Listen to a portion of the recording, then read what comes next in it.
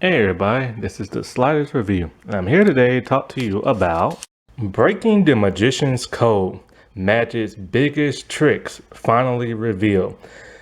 This was probably one of the biggest, most impressive, most coolest things I ever witnessed growing up. This was a series that appeared on Fox, and it appeared back in 1997 through 1998. And originally, there were 4 episodes, all done by this one masked magician. And then there was a 2002 special with this other masked magician. His identity till this day has never been revealed. And then later on, there was one about street magicians tricks being revealed by another guy, and his identity till this day has never been revealed. Maybe because, see, there is a code in a magician's code is that you never ever reveal how a trick is done. Every magician has lived by that code until one very special person broke that code. I'll reveal his name a little bit later. And he received huge backlash because of it, even to the point of being sued. And so the other 2 masked magicians, they never revealed their identity. Still to this day, nobody knows. Their specials only lasted for 1 episode, but the original OG masked magician, his original series lasted for 4 episodes, but then in 2008 to 2009, he came out with a new special on My Network TV for 13 episodes with all new tricks. And then there's even an Australian version of it, which I have never seen to this day. Till this day, I've never seen the Australian version or the Street Magician one. I saw it at first when it was on TV, and I'm just kind of like, this dude looks weird. I don't want to watch that. I don't want to watch Street Magician type stuff. I want to see the big stuff with the masked magician and stuff. So I just didn't watch it. But I did watch the one with the other dude. And so this was like probably like in terms of wow factor, like the Super Bowl or like the Stanley Cup or the World Series. Like this was something to marvel. And it was just like an oh my God type thing. Because everybody when they was growing up has seen magic tricks, you know? I think when I was a kid, we might have went on a field trip at school to like this theater where this magician performed for us. And it was cool. It was amazing. And just like in everybody's mind, they wonder how in the world are these tricks performed and everything, you know? And it's one of those things that just rattles your mind because you look at it and you're like, oh, there's no way that could be a trick. That has to be real. But it can't be real because there's no such thing as magic. So how in the world did they perform these amazing tricks? Well, the original masked magician is Val Valentino, who was born Leonard Montano. And so, like, this dude just broke all the rules. Basically, what happened was the people who worked at Fox, they went to like one of his magic shows. They liked what they saw and they asked him, hey, how would you like to reveal some of the magic tricks? So he agreed, but he agreed to do like older tricks and stuff. And so, like, now, I'm not gonna reveal how these tricks are done. I still have this like recorded back in the day. Also, you can find this on YouTube because sadly it's not out on DVD and it's on no streaming site. But I'm not gonna reveal how it's done because of the whole, magician's code and their rules, and I can respect that, you know what I'm saying? But I'll just give like the gist of things that people already know, like basically, a lot of magic tricks are, yes, done with like smoke and mirrors as a like distraction. That's how a lot of magic tricks are like done. It's like they're not real. It's all an illusion. It's all trick of like the sleight hand, trick of like the eye. You're distracted because of all the lovely assistants. And boy, he had some lovely assistants. Now, these were not his normal assistants because he didn't want to get caught. And basically, what it is that while a trick is going on, you are distracted by the movement of like his assistants when they're dancing around, when they're moving across the camera.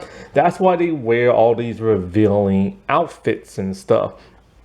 At the most part, it's really the assistants that do all the magic when you stop and think about it and stuff.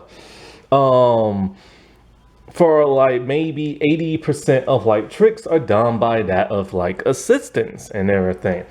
And so they are the ones that make the magic happen within whatever box they're in, whatever, like anything, you know what I'm saying? And then you have like stage assistants who make things work with big cranes and all this other stuff. Because it's all like movie magic type stuff, you know? And so, like, it was really fascinating watching this at a time because my eyes were glued to like the television and learning these secrets were, it was like, because one, it's a secret, so it's like being known, like something that's been around for hundreds of years. It made you feel very special. It made you feel like you was riding on cloud nine. You know what I'm saying? Here's this top secret like thing that nobody's supposed to know, and now you get to know. So that was like really cool and everything. And of course, a lot of tricks are done, like I said, when they're done by the assistants. Usually there's like a twin, you know, when one appears in one spot, the other one appears in another. It's normally twins. Or just sometimes they run really fast, you know what I'm saying? And also the assistants, there's a reason why they're all very, very, very skinny, because a lot of them can do contortions and stuff like that, move their bodies around in ways that other people cannot to help make the illusion like more like, you know, come to life. And, you know, it's weird because they put their bodies in teeny tiny little spaces. And it's just like, man, I could never been that way. And stuff. And some of his tricks in the beginning were just like regular, like, you know, hand tricks that he would do in between commercials. And then other ones would be like a little bit bigger with like the assistants. Things like sawing a woman in half, the whole bed of spikes. And then there's different ways he would like saw people in half. He'll use the regular big long saw. He would use like these big sharp metal plates. And then the other dude used a buzz saw. And I'm just like, holy crap, how the heck did he do that? Then there are tricks like the mismatch girl. And I'm just kind of like, dude, how? And then of course when it's revealed, it's like, oh, okay. And you know, one of my favorite all times is like the haunted house. Well, a little doll. Basically, it starts with a doll. The doll starts to get bigger. Then the doll turns into a grown woman. And it's just like, what? Because it's like a teeny tiny space. Like, where did all this like happen and stuff? And, you know, then as like the series started to get to like episode 4 and 3 and stuff, he started doing more death defying things like being buried alive, the guillotine, I forget what this one is called, but it's basically like, you know, the incinerator and stuff where he's literally inside of incinerator. And the thing is all about quick timing. You gotta be fast and you gotta pay attention to what you're doing, because if you don't, and say your assistant hits a switch at the wrong time, you will literally end up dead. So these are all by trained professionals. And of course, when you see this on TV and you see how it's done, you're like, I can do that, stuff like that. But then it's kind of like, maybe I can't. And you know, that incinerator one, that was so cool and stuff. And then of course, you know, it's the one where like, you know, they be inside a car and the car will either be lifted in the air and drop like to the ground and like crash, or like a giant weight will fall on the car. That's all, done by the trickery and stuff like that. And the way it's like revealed, I wish I could reveal it to you, but you can just watch it yourself. And it's just like so amazing and stuff. And then what's even cooler is when he got set on fire, dangling from the air. And I'm just like, wait, how did he? Oh, okay, that's how. And then another cool one was like, being frozen alive. And of course, in the torture escape box and everything, the water torture box, something Houdini did himself. And one of the craziest things is like catching a bullet with your teeth. And it's like, if it's that simple to do in a magic trick, why the world can't they do it on TV and movie sets? This would have prevented the sad death of that Rust movie if they just would have done the old-fashioned movie trick instead of using like a real gun that was modified to fire and stuff. That was stupid. That was really stupid. Because, remember Brandon Lee from the Crow movie? They thought they had blanks in the gun, but somebody put a real bullet in the gun and he sadly lost his life. And, I don't understand it. If they can do something as simple as this in a magic trick where I'm not going to reveal how they do it. They should do this for every movie, every television show to make sure no accidents like that happen, like on Rust or the Crow set. And other tricks that were like amazing was like sticking swords through like this like box, and turning a woman into like a tiger, which is one of the most dangerous ones of them all. And of course, the bigger tricks of making like an army tank disappear or like an elephant disappear. It's not always smoke and mirror. Sometimes it is, sometimes it's not, and most of the time it's just the audience in on the trick. And I remember like when he revealed himself finally in the final episode, he said the reason for that is because magicians were basically getting lazy. They were doing tricks that had been done for over 100 years and they weren't trying anything new. Not only that, but magic had just died out. Kids weren't excited as they used to be, and he wanted that to change. He wanted a new generation of like magicians and stuff like that. And to his credit, he did both a good service and a bad. Like, people really did start talking about this. People were getting excited about magic again.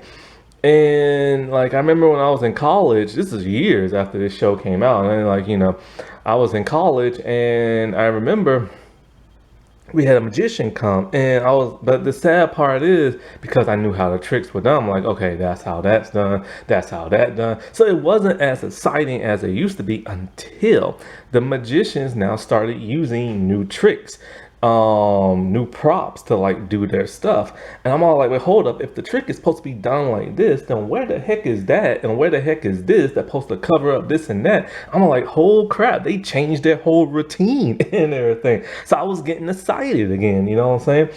And like, it was truly something to behold and stuff. And so, like I said before, in 2002, there was like two specials and they had two different magicians. Now, the new magician dude, he wore like a long trench coat, all black, and he wore this purple blackish mask that only covered up his eyes and nose, and a long black wig. And for the street dude, he just wore like a Phantom of the Opera type mask. His hair was exposed. He wore a hoodie, and that's about it. I'm probably gonna watch his special now since I finally found it online. I probably should have watched it in the past, but I just didn't want to. Now, as for the OG dude himself, Valentino, he was styling and everything. He wore an all black outfit, black long sleeve shirt, black gloves, a black blazer, and he had this really interesting camouflage kind of swirl, kind of grayish black mask and stuff. And he still performed for many years as a masked magician. But sadly, in 2017, he was diagnosed with cancer, and he was told he was only going to live for like a year. he rejected like traditional, like, medicine and stuff like that. But he says now he is cured. But I think he's over in Brazil, and he was supposed to do some type of like trick, but then, it had to get shut down because of COVID during that time. I'm not sure what he's doing now. I do know that ironically, in 2008 and 9, I had no idea at this time, but he had a revival of the show, and it was on My Network TV. And during that one, they would have some of the WWE divas of that time, like Eve Marie and like Maria and stuff, who would appear as like his assistants. And I never knew about this whatsoever, but it lasted for like 13 episodes. And I think I was able to catch one episode, maybe in a rerun or something, but they're all on YouTube as well. And he was doing even more death-defying like tricks and like cooler stuff. And I don't know, it's weird. Like, it was still a bunch of cool tricks, but at that same time, I don't know, it just didn't have that same feel as that it did when I was a teenager growing up. It was still cool and amazing to watch. I just don't know. It's just like, I don't know, there was just something different about it. Plus his mask changed a little bit, and that kind of threw me off. And stuff. And so like, he was, like I said before, sued by some magicians because, it takes a lot of money to make this magic work. And this couple who does tricks, they had to scrap two of their routines because they were shown on his show. And, this other one who said he created this one trick, he sued for copyright, but it got dismissed because, there's no copyright on like magician type tricks and stuff like that. And so like, I'm trying to think now. Oh, now I remember. What year was that? I forget what year this was, but he came out with like a graphic novel, comic book type thing of like The Masked Magician. And then in 2017, I also believe, he was supposed to star in a movie called like The Masked Magician, where he's supposed to fight crime using illusions. But that was in development, and of course, as you know now, it's 2023, and that never came out. I'm kind of glad it didn't. That would be kind of weird. That's a little too 80s for me. Kind of like MC Hammer and him coming out with his own cartoon, or Kid and Play having their own cartoon. That's a little too 80s and stuff. And I'm trying to think, was there ever a cartoon or a television show where a magician used magic to solve, like, fight crime? I think there was, but it was back in the 90s and stuff. And so I haven't watched any kind of like magic tricks like recently. I remember one time NBC did a special and they did such cool tricks that I'm just like, dude, how did you do that? Because that was different from what he did and stuff. And of course there's like Penn and Teller, like the show they have on the CW. I don't watch that for some reason. I don't know. I'm kind of out of magic now. Whenever I do get back into it, I normally just watch like, his show and everything. His show was just like that special to me. And so the show was narrated by a very famous actor, Mitch Pileggi, and he narrated the first like part of the first 5. And then in like, I think the revival or something like that, or maybe the specials, it was by Mark Thompson. And so like, I just remember like I said before, it just felt like one of those like amazing, one in a lifetime like opportunities you get to see. And it was on broadcast TV, which was really cool. And nowadays you got all kind of stuff on like streaming apps, and streaming apps have kind of ruined stuff, because back then you had to watch this when it came on, or else you were gonna miss it. And then they did show reruns on the Fox reality channel that they had that, but then they later shut that down and made that into like something else. But this was one of those things that had everybody in school talking. It had everybody in their jobs talking. He, like I said before, he did a service to like magic and also a disservice in a slight kind of way. Only because now when you watch it, you're like, okay, well, I know how that's done. But he did a huge service in getting people to talk about magic. And magicians were furious at that time, even to the point where they started to suspect it was him. And when they started to suspect it was him, that's when he came out and like revealed himself and stuff. Because magic shows are awesome, man. You know what I'm saying? But they've been around since like black and white television and stuff. And they've even been around since before there was television, back in like, like the cowboy days and stuff. And it's like people just love to sit down, be shocked, awed, and amazed of something that they think is so paranormal when it's really just something as simple as like building a set prop and like making the magic happen by somebody who can twist and turn their bodies, and it's like insane.